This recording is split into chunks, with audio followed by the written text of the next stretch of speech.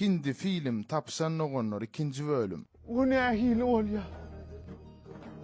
Raja Sakhi. Men bu zatlar duyyadım. Mana men destiğini biliyordum. Yaş, çopran, men cigimdiğini yüreğim sızyadı. O ne hile ol ya? Vay, doğunum. Cigim, tamasız onu için. Mumbai'ye gidip Pomodoro Alman'a gidenle seni avtobusla yitirdi. Men şonun ver ölünsün öttüm. Yaş cigim.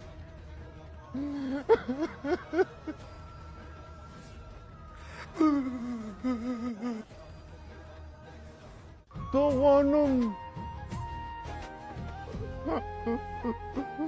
Doğanım. Sataş verdiydim. Yaş cigim.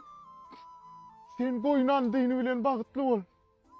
Men doğanın hormatına öz sevimimden dininden geçen.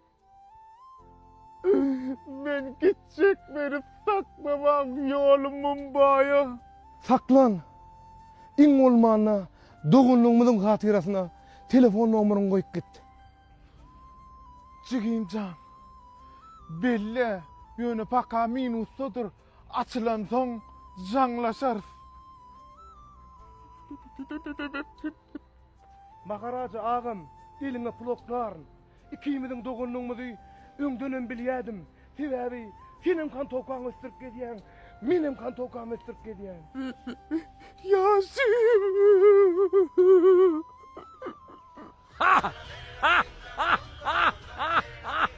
Nandinam senin kıyıcığın ol ya.